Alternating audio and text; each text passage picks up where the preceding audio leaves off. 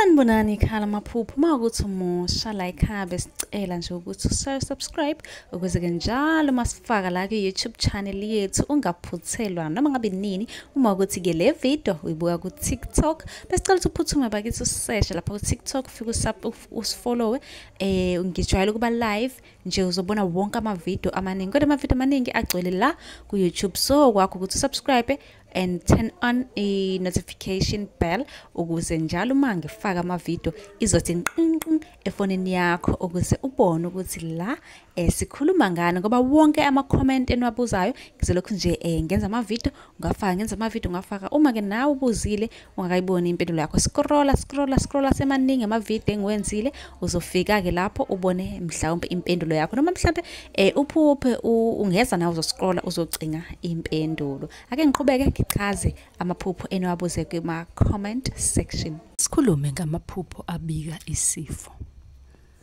Uma ngabe usasemusha sicela usilandele. Uhambe uyosubscribe na YouTube ukuze ungaphuthelwa mase ngiphendula lo mbuzo ozowubuza ku comment section. Amaphupho abika isifo.